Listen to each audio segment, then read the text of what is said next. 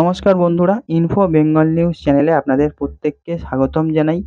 এই যে চ্যানেলটি রয়েছে ইনফো বেঙ্গল নিউজ চ্যানেল, এই চ্যানেলের মাধ্যমে আপনাদেরকে সমস্ত রকমের সংবাদ কিন্তু আমি জানিয়ে থাকি এবং আজকে এই ভিডিওর মাধ্যমে আপনাকে যে সংবাদটি জানাবো তা একটু দুঃখের বলা চলে। কারণ আমাদের কলকাতার যে ঐতিহ্য, সেই ঐতিহ্য শেষ হতে চলেছে। কারণ ১৫০ বছর পেরিয়ে সেই যে আহ, চিরস্তব্ধ হয়ে যাচ্ছে ট্রাম, অর্থাৎ কলকাতার যে গর্ব ট্রাম, গোটা বিশ্বে কোথাও নেই, শুধুমাত্র কলকাতাতেই এই ট্রাম দেখা যেত।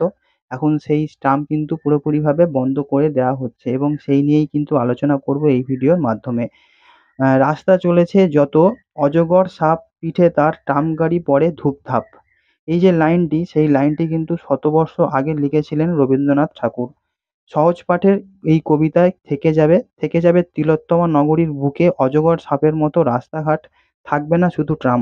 ১৫০ বছর ধরে কলকাতায় অস্তিত্বের সঙ্গে মিশে যাওয়া দূষণবিহীন একটি স্লথ গতির যান কিন্তু পুরোপুরি বিলীন হতে চলেছে। লক্ষ লক্ষ যাত্রীর সুখ দুঃখ হাসি কান্নার নস্টালজিয়া সঙ্গী করে আর কদিনের মধ্যেই চিরস্তব্ধ হয়ে যাবে সে। কারণ চলতি সপ্তাহেতেই রাজ্য সরকার হলফনামা দিয়ে দিয়েছে কলকাতা হাইকোর্টে যে ট্রাম নিয়ে তাদের এই সিদ্ধান্তের কথা জানাতে চলেছে। একটি জনস্বার্থ মামলার পরিপ্রেক্ষিতে সরকার ট্রাম নীতি জানতে চেয়েছিল, সরকারের কাছে জানতে চেয়েছিল আদালত। নবান্নের সূত্রের খবর যে প্রশাসনের শীর্ষস্তরের অনুমোদন ক্রমে শহর থেকে ট্রাম তুলে দেওয়ার সিদ্ধান্ত নেওয়া হয়েছে। পরিবহন দপ্তর লিখিতভাবে তা আদালতকে জানিয়ে দেবে বলে কিন্তু জানা যাচ্ছে।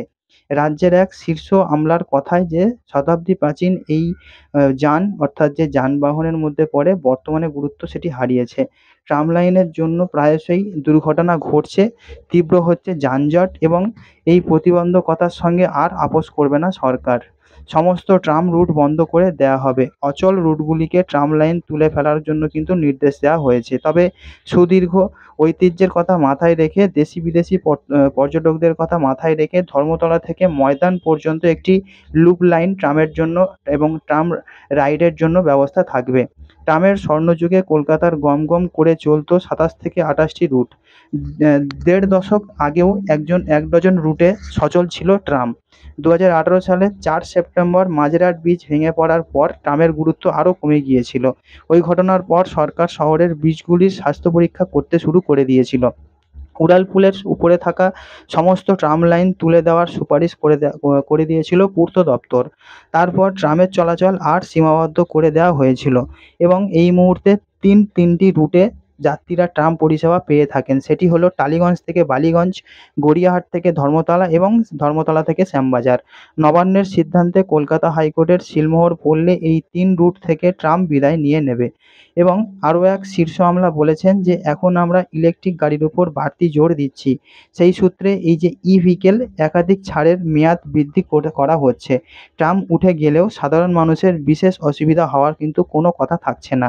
এ প্রসঙ্গে লালবাজারের এক পুলিশ কর্তার পর্যবেক্ষণ যে শহরের জনসংখ্যার তুলনায় রাস্তা অনেক কম, প্রতিদিন যান নিয়ন্ত্রণ করতে কালঘাম ছুটে যায়। তাই আমরা দীর্ঘদিন ধরে ট্রাম তুলে দেওয়ার কথা বলে আসছি, এখন এতদিন পর সেটাই হতে চলেছে এবং খারাপ লাগলেও এটি সত্যি যে আর কয়েকদিনের মধ্যে ট্রাম পুরোপুরি বন্ধ হচ্ছে। কলকাতার রাস্তাঘাটে কিন্তু আর কোনোভাবেই দেখা যাবে না।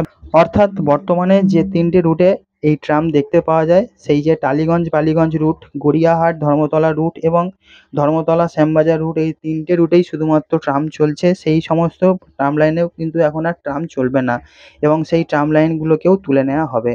তো বন্ধু, এই ছিল আপডেট। আপনাদের কি বক্তব্য রয়েছে আপনারা কমেন্ট করে জানাতে পারেন। আসছি পরের আপডেট নিয়ে। সবাই খুব ভালো থাকবেন। Good bye.